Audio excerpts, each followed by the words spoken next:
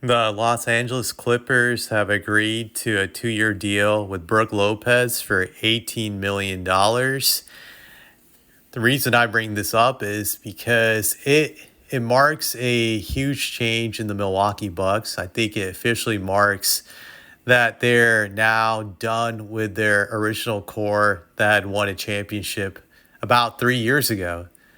Actually 4 years ago, that they had won a championship with Giannis, Brook Lopez, Drew Holiday, and Chris Middleton. So it's Drew Holiday, Chris Middleton, Giannis, Brook Lopez. I feel like I'm missing someone else right now in that mix, but those were like their core guys like 4 years ago. So it's amazing how much can change in 4 years in the NBA. Now the only holdovers from that championship team is Giannis and Bobby Portis. Those are only guys that are left. So that marks an end of an era, I feel, in Bucks history, in the sense that I think Lopez was a huge part of that team's success, not just during the championship run in 2021, but just during the last several years of his time in Milwaukee. He first joined up with them back in 2018, and since he was there, they have gone on an amazing run when it comes to regular season and playoffs, where they have been an elite team for several years. So now this just like marks the end of that it's like a new transition for the Milwaukee Bucks, in which they have to now officially retool their whole entire team. Granted, the retooling started probably a year or two when they got rid of Chris Middleton, they got rid of Giroux, and now it's Bobby that they got rid of too.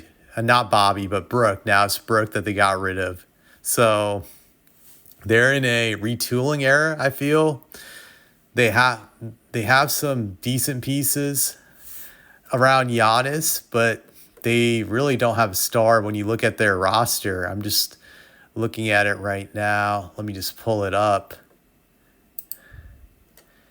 Let's see who they have right now. Yeah, they have Kyle Kuzma, who's a decent player. I wouldn't say really good, but he on a great team, he's probably a fourth option or third option at best. Gary Trent Jr., from what I remember, was a solid player. Kevin Porter Jr., he's had issues off the court, but I guess they're really high on him. He's decent. So they really don't have any real elite players around Giannis anymore. Granted, you could say Bobby Portis is an elite role player, but you just look at this team and it's just Giannis carrying a bunch of average to below average players.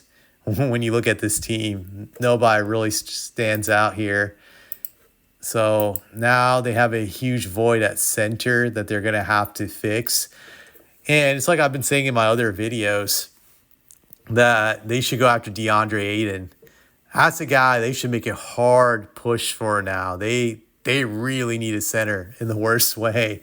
They don't have a legit center anymore when they got rid of Brook Lopez, or should I say lost Brook Lopez. Now they're out of it. So I think this loss hurts them in the short term, but in the long run, they wouldn't be able to do much with Brook Lopez anyways. He's not a young guy anymore. I think he's like 37 right now. Like, I'm going to look up his age. I'm looking it up right now. Yeah, he just turned 37 a few months ago in April. So he's kind of like past his prime, as they would say. Granted, last year he had a good season, 13 points, 50% shooting, 37 from three, 5 rebounds a game, 1.9 blocks. He's still good defensively. He's still good at making these good defensive plays. So they'll miss all of that, but I think it was probably time to move on. It's not like he was going to be in their future plans due to his age. In a few years, he's going to be 40.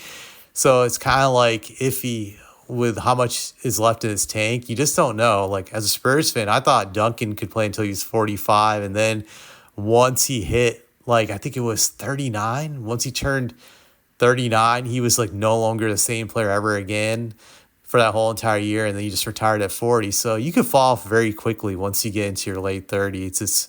It's very easy to do so, but I'll say this about Brook. I really liked him in Milwaukee, the way he reinvented himself. He was not a great three-point shooter prior to coming to Milwaukee, but he mastered three-point shooting and he became a really good three-point shooting big man. So I always respected that about him, and he could be a good sign for the Clippers. Now they have a two-headed monster in him and Zubek. I'm betting he probably comes off the bench for them. So in a bench role, he can be really good. I remember last year he started off really slow, and the first, I don't know, 10, 20 games, he looked like he was washed up. And then after like 20 games, he's picked it up. So the bench role might be good for him because he was a real slow starter last year and even the year before. So he starts off the seasons really slow and then he picks it up after the first 20 games. But I don't have anything else to say.